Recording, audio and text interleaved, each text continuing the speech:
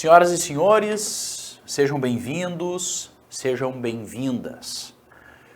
Nós hoje então falaremos um pouco sobre o conteúdo que caiu na prova da Assembleia Legislativa do Estado do Rio Grande do Sul, em especial para os cargos de técnico e agente do Poder Legislativo.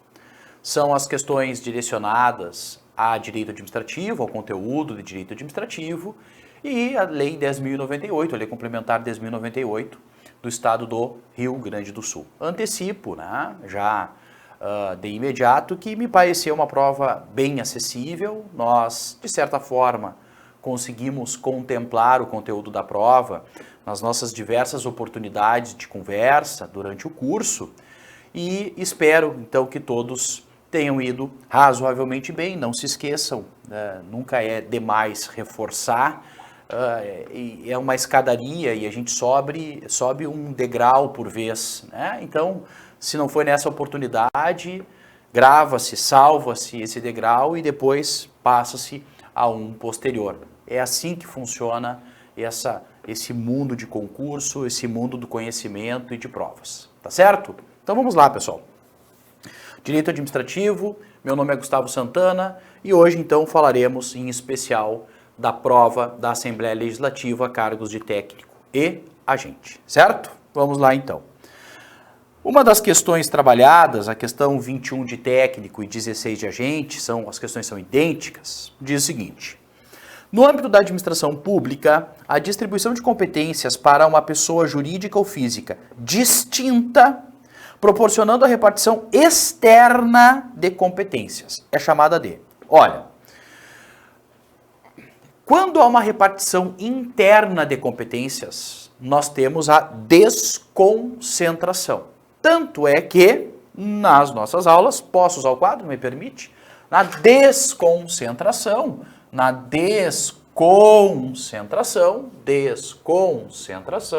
nós falamos, na divisão entre órgãos, interno. Então, eles não estão falando em uma distribuição de competências interna, desconcentração. Tá feio, mas tá certo. Não é uma distribuição interna, é uma distribuição externa. Tá lá, externa. Então, tudo que tem concentração e desconcentração, nós já vamos eliminar. Então, a B já está eliminada e a C está eliminada. A autorização, não sei nem o que está fazendo ali, porque não é uma espécie de delegação de competências. Então, a E, ela está eliminada porque é aquela assim, olha, não sei o que está fazendo aqui, sobrando mais que cebola em salada de fruta, como nós falaria, aqui para o nosso interior. Então, assim, a E totalmente eliminada porque não tem ligação com a pergunta. B e C eliminadas porque falam em concentração e desconcentração. E isso se dá em órgãos é no âmbito interno. A única, então, que a gente poderia ficar em dúvida é descentralização ou centralização.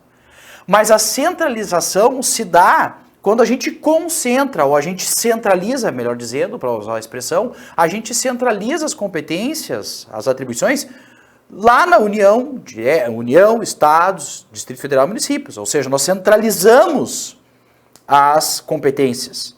E aqui ele está pedindo para a gente distribuir as competências, a gente descentralizar, a gente entregar competências. E quando a gente entrega as competências, ocorre a descentralização. A descentralização agora é um plus, a questão está resolvida, é a A. A descentralização, ela pode originar a administração pública indireta, e a descentralização, ela pode dar origem às espécies de delegação, concessões, permissões, autorizações.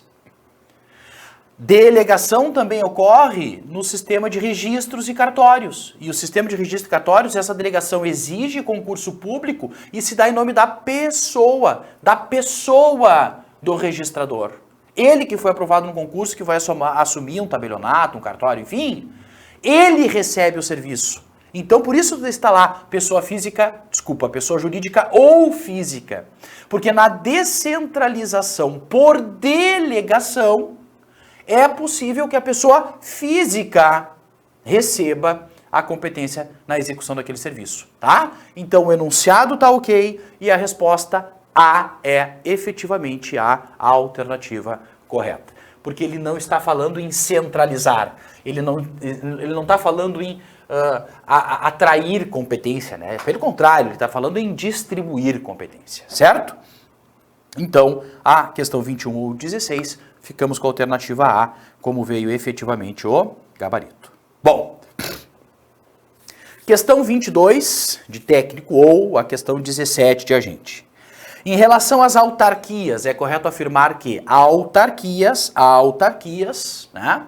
Lembra administração pública indireta, autarquias, lembra descentralização, autarquias, autogoverno, administração pública indireta com personalidade de direito público. Então a autarquia é como se fosse o próprio Estado olhando no espelho. E o Estado se olhando no espelho, aquele espelho se chama, aquele reflexo do espelho se chama autarquia. Então, todas as vantagens e todas as desvantagens que tem a administração pública tem uma autarquia. Inclusive, então, a natureza jurídica de direito público. Então, nós estamos dentro da administração pública indireta, uma entidade chamada autarquia. A autarquia com personalidade jurídica de direito público. Bom, vamos ler as questões então sobre isso. São entidades da administração pública direta? Não, de forma alguma. Da administração pública direta, nós temos União, Estados, DF e municípios. União, Estados, Distrito Federal e municípios. Essa é a administração pública direta. Essa é a administração pública centralizada, percebe? Olha, é sinônimo. Esses são os entes políticos. São os entes federativos, tudo sinônimos. Então, definitivamente, a administração não pertence, né? A autarquia, desculpa, não pertence à administração pública direta, e sim à indireta. B. São entidades da administração pública indireta? São. Com personalidade jurídica de direito privado? Não. Com personalidade jurídica de direito público. C. São entidades da administração pública direta? Não, definitivamente não. D.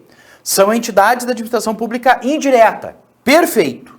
Com personalidade jurídica própria? Por personalidade jurídica própria? É pública? Mas é própria? Perfeito. Com personalidade jurídica própria. Ai, desculpa, eu tô na C, né? C, pera aí um pouquinho.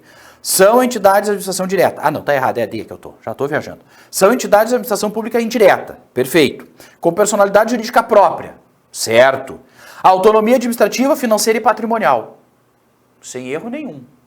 Possui autonomia administrativa, financeira, patrimonial, pertence à administração pública indireta, tem personalidade jurídica própria? Tem. A banca nem entrou no mérito se era pública ou privada, percebeu? Ela só disse, tem personalidade jurídica própria? Leia-se. Tem CNPJ próprio? Sim. Tem vida própria? Sim. É isso que ela quer saber. A autarquia tem. Ao que tudo indica, é a D. E. São entidades que integram a administração pública direta ou indireta? Não, não dá, né? Então, assim, ó, bem acessível. Para não dizer fácil. Para não dizer fácil. A E está errada porque diz que integra direta. A C está errada porque diz que integra a administração pública direta. A A está errada porque integra a administração pública direta. 3 eliminadas. A B está errada porque diz que é de direito privado. Efetivamente, ficamos com a D, que está correta. Questão 23 de técnico, questão 18 de agente. Essa é a que eu acho que se você tivesse o direito de errar, seria essa. Carlos, servidor da Assembleia Legislativa do Estado do Rio Grande do Sul, por meio do ato administrativo unilateral, atestou a legitimidade formal de outro ato administrativo de seu subordinado. O ato administrativo por Carlos, do superior, pode ser classificado quanto ao seu conteúdo como permissão, admissão, visto, parecer ou homologação. Dá para eliminar na arrancada parecer. Porque parecer é uma manifestação técnica sobre uma determinada matéria. A D dá para eliminar no início, né, na arrancada. A admissão, ela está vinculada à ideia de admitir, né, um agente, um pedido, um servidor, né, enfim.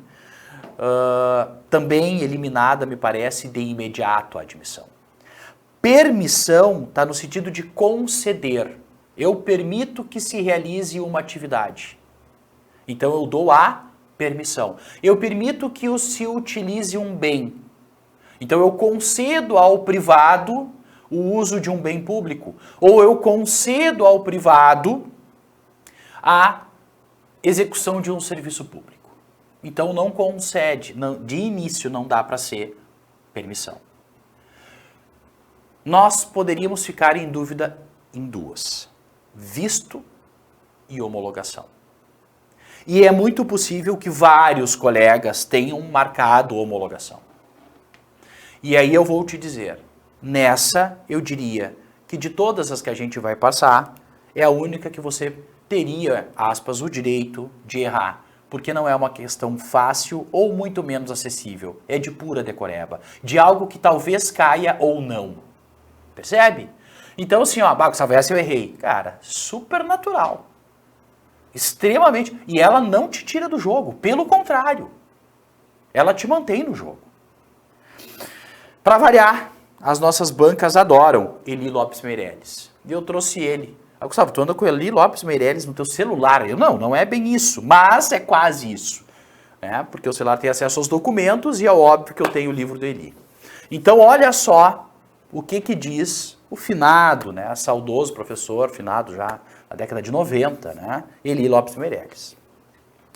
O ato administrativo pelo qual o poder público controla outro ato da própria administração. Percebe? Um ato do poder controla outro do mesmo poder. Ou seja, estão linkados, estão subordinados um ao outro. E tu viu aqui? Carlos é um superior e está vendo a legitimidade de um subordinado. Atendeu o que o professor Eli pediu. Aferindo sua legitimidade formal. E essa é a jogada. Legitimidade formal. Só a legitimidade formal. Verificou a legitimidade formal? Sim. É um ato unilateral porque é do subordinado? Sim. Ele atestou, ele verificou a legitimidade formal? Sim. Só legitimidade formal? Sim. Então é visto. Gustavo, por que não é homologação? Porque não adianta nessa aqui se fugir da E. Olha só o que o Eli traz de homologação. É ato de controle. Bom, aqui não fugiu muito, porque os dois são atos de controle. Mas olha só. Pelo qual a autoridade superior examina a legalidade e a conveniência do ato anterior à própria administração. Então, na homologação, olha a diferença, se analisa tanto a legalidade ou legitimidade e o mérito. Enquanto no visto, examina-se somente a legitimidade e não o mérito, conveniência e oportunidade.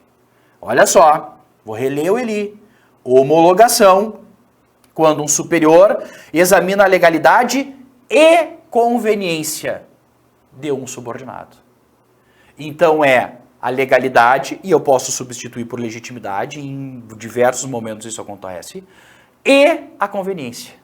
Mas a questão só fala em legitimidade. Então se é só e apenas a legitimidade formal é visto. Gustavo, e se tivesse colocado legitimidade formal e material? Homologação.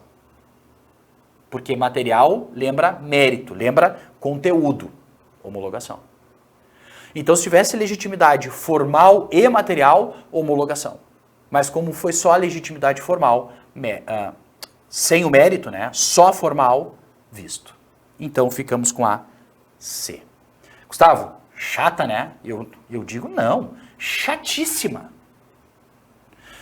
Inconveniente, para dizer o mínimo.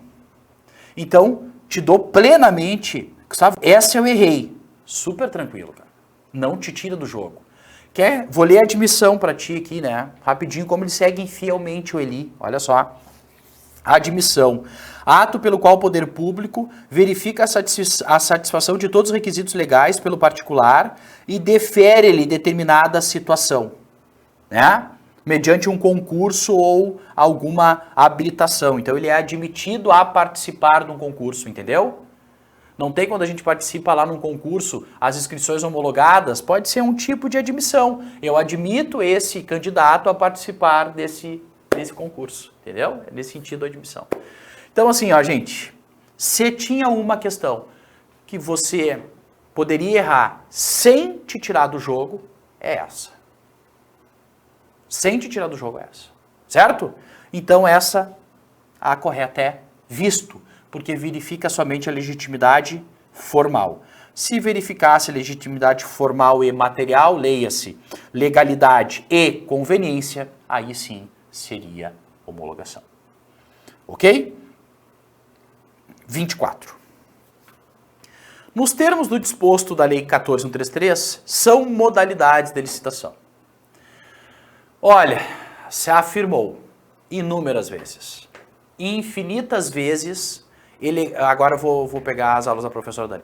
Afirmei infinitas vezes, elevadas a raiz quadrada de x menos 2y vezes, entre parênteses, 2 ao quadrado, raiz quadrada de 324, e infinitas vezes isso nós afirmamos.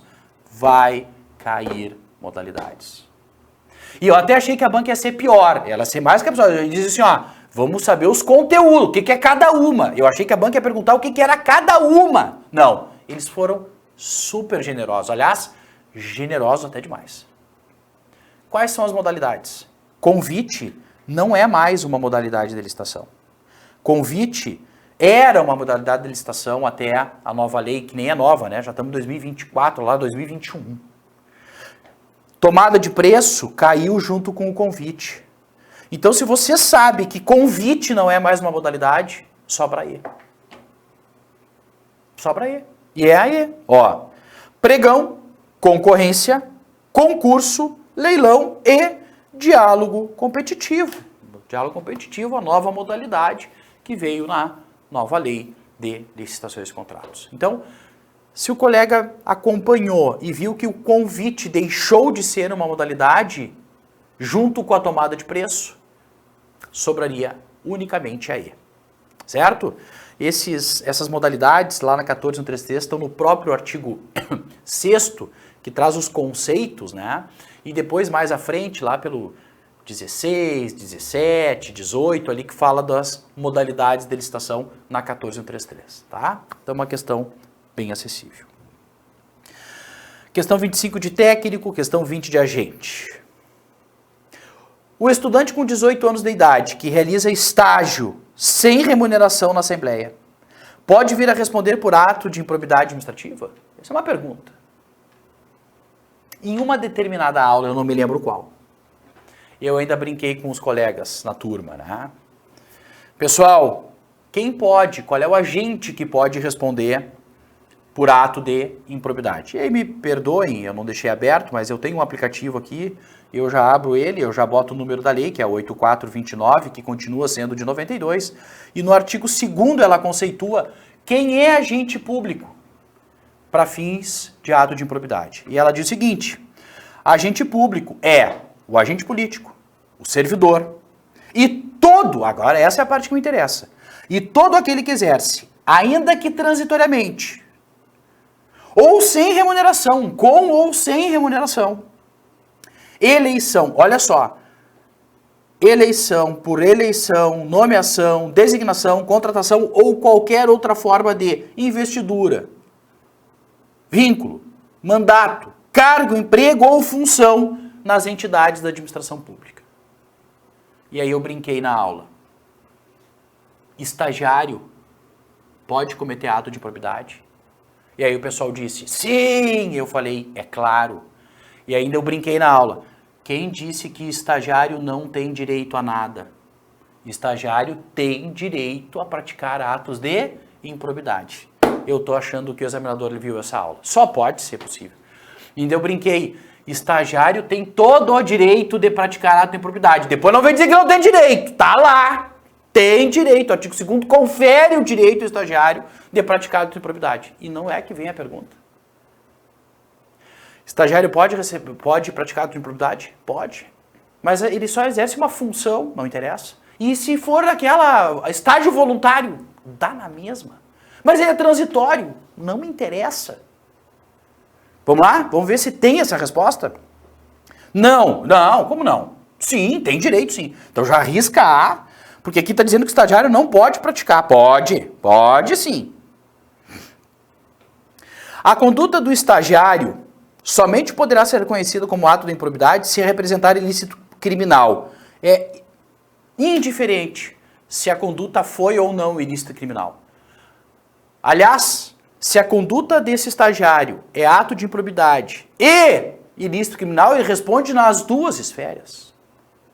E lá, como ilícito penal, artigo 327 do Código Penal, que conceitua funcionário público, ele vai responder, inclusive como servidor, né, praticado no âmbito da administração pública. D. Sim. Sim. Pois mesmo aqueles que exercem transitória ou sem remuneração, pode incorrer nos atos de improbidade. Olha, acabamos de ler no artigo 2º da Lei 8.429 de 92. Sim, desde que tenha causado prejuízo. Sim ou não? Existem atos de improbidade que não causam necessariamente prejuízo ao erário. E ainda assim são atos de improbidade. Um exemplo? Atos de improbidade que atentam contra os princípios. Atos de improbidade que atentam contra os princípios pode não causar prejuízo ao erário e ainda assim é ato de improbidade. Artigo 9, 10 e 11. Artigo 11 da 8.429 de 92. Então, desde que tenha causado, não, independentemente de ter ou não causado prejuízo ao erário, ele pode responder por ato de improbidade. Perdoem-me os estagiários, as estagiárias, também fui estagiário, estagiária, é só para fins de gravar o conteúdo, não é nada, por favor, não me interpretem mal, tá? É só para fins efetivamente de gravar o conteúdo, tá certo, gente? Quem nunca, né? Quem nunca foi estagiário, estagiária? Questão 29, questão 24. 10.098. Agora, Estatuto Específico dos Servidores do Estado do Rio Grande do Sul. Conforme a Lei Complementar 10.098 de 94, que dispõe sobre o Estatuto e Regime Jurídico dos Servidores Públicos Civis do Estado do Rio Grande do Sul, em relação à posse em cargo estadual, é incorreto afirmar que... Bom, com relação à posse, é incorreto afirmar que...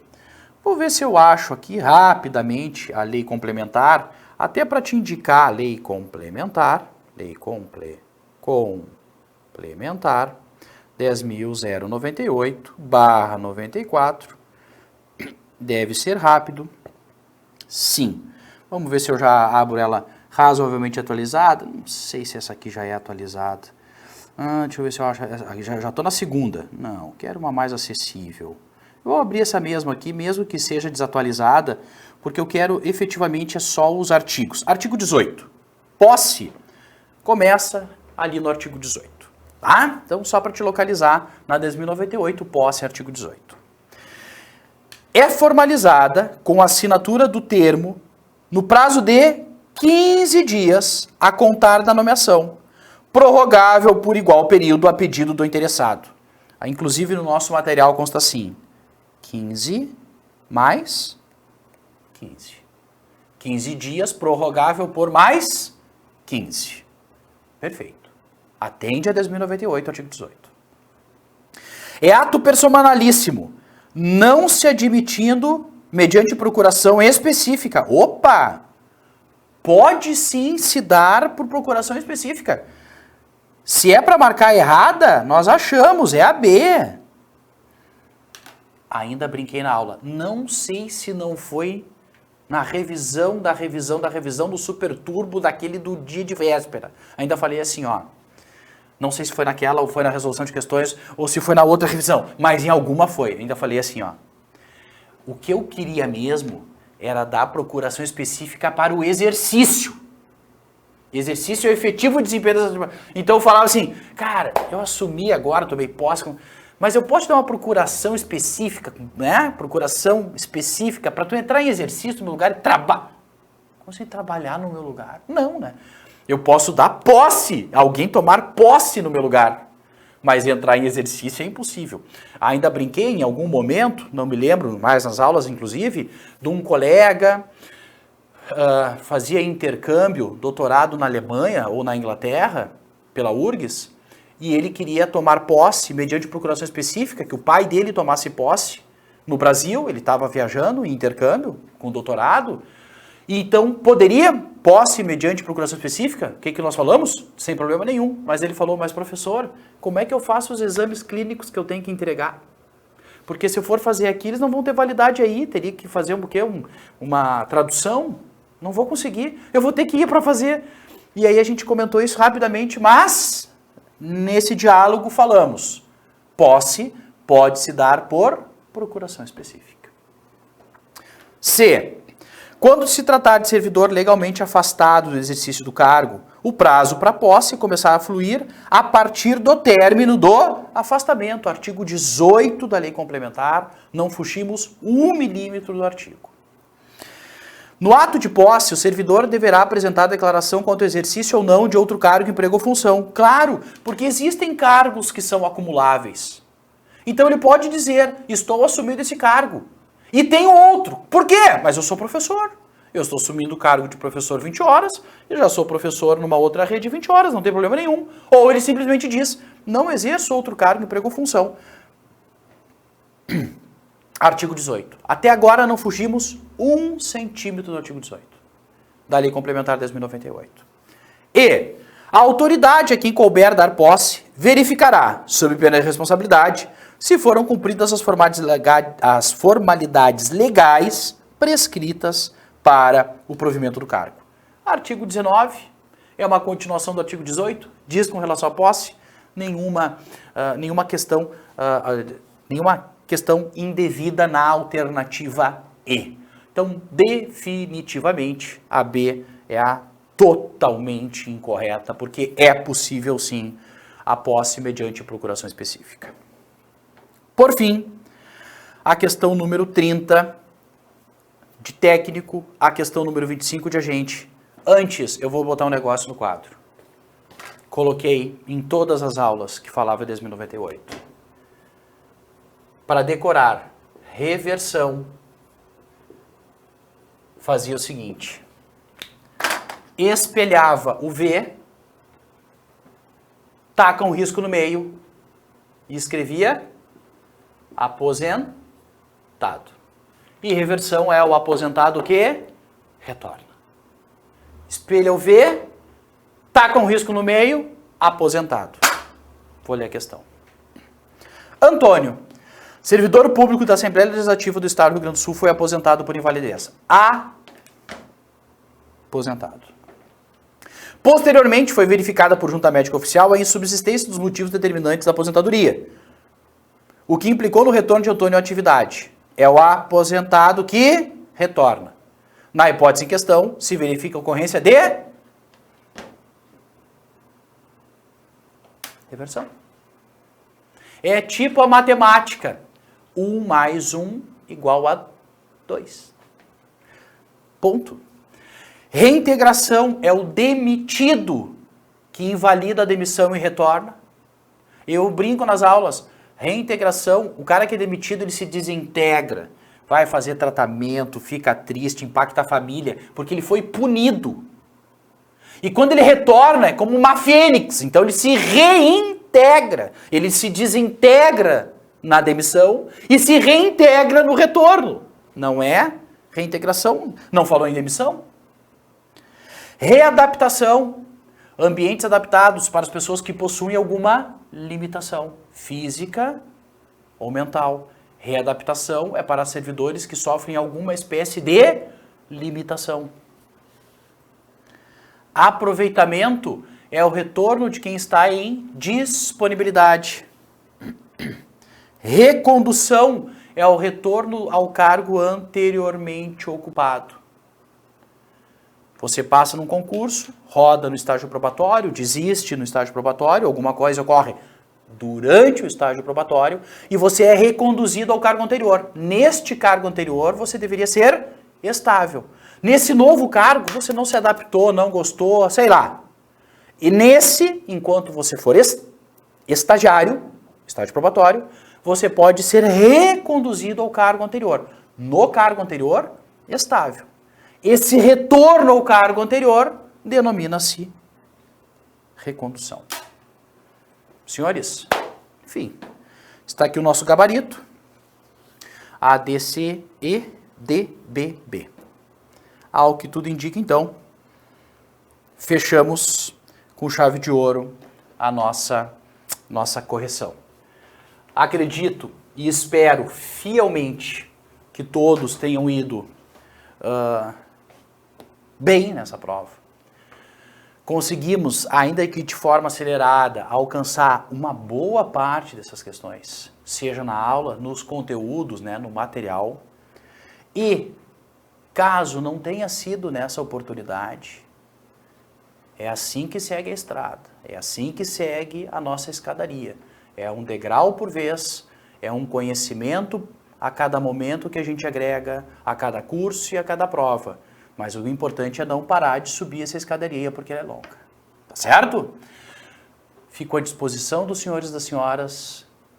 Fiquem com Deus, um grande beijo e até uma próxima. Tchau, tchau, pessoal.